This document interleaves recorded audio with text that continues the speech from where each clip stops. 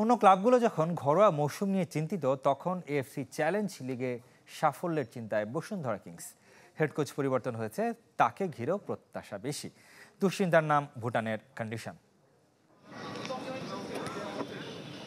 দেশের ক্লাবগুলোর ওপর দিয়ে অনেক ঝড় বয়ে গেছে, সেখানে ব্যতিক্রম শুধু বসুন্ধরা কিংস। তবে তাদেরও স্বস্তি নেই। ঘরোয়া ফুটবলে আধিপত্য থাকলেও এএফসির আসরগুলো অস্বস্তির। বাকি ক্লাবগুলো যখন ঘরোয়া মৌসুম শুরুর আগেই টিকে থাকার চিন্তা করছে, কিংস সেখানে দেখছে এএফসি চ্যালেঞ্জ লিগে গ্রুপ পেরোনোর স্বপ্ন।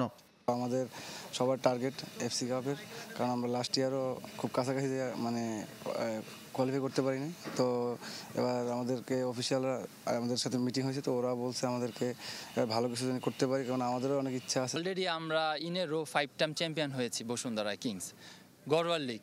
তো আপনি 10 বার চ্যাম্পিয়ন হবেন ঘরোয়া লিগ, আর একবার যদি আপনারা এফসি চ্যালেঞ্জ কাপ চ্যাম্পিয়ন হন বা এফসি চ্যাম্পিয়ন হন, আমার কাছে মনে হয় তার চেয়েও বেশি। সর্বাধুনিক প্রযুক্তি ও সেরা মানের উপাদানে তৈরি আরএফএল চেয়ার, ক্ষমতার নয় সমতার চেয়ার।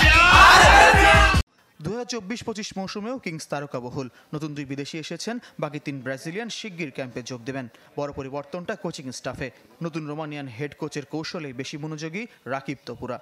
নতুন যারা ফরেন কোচ আসছে তারা অনেক অ্যাক্টিভ এবং তারা অনেক এক্সপিরিয়েন্স, কারণ এই coach previous 2010 FC cup champion হয়েছে। ডেফিনেটলি তার একটা বড় ধরনের এক্সপিরিয়েন্স আছে। প্রতিটা কোচেরই এক একটা থিওরি থাকে, তো এরও আছে। এর পছন্দ করে যে অল অ্যাটাক এবং অল ডিফেন্স, এটা খুব পছন্দ করে। এএফসি চ্যালেঞ্জ লিগে গ্রুপ পর্বে খেলা ভুটানের থিম্পুতে আছে কন্ডিশনের চ্যালেঞ্জ, সাথে টার্ফের ভেন্যু। আগেভাগে ভুটান জয়ের পরিকল্পনা বসুন্ধরা কিংসের। দেশেও অনুশীলন ভেন্যু পরিবর্তন হতে পারে। এই টার্ফে অনুশীলন এবং আবহাওয়ার সাথে খাপ খাওয়ার জন্য কয়েকদিন পূর্বে যাওয়ার জন্য ইতিমধ্যে ভুটান ফুটবল অ্যাসোসিয়েশনকে আমরা চিঠি দিয়েছি।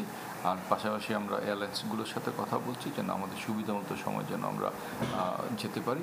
ভুটান যাওয়ার আগে ঘরোয়া ফুটবল 2টি ম্যাচ খেলার সম্ভাবনা আছে কিংসের। এএফসি মিশনে যা প্রস্তুতির সহায়ক।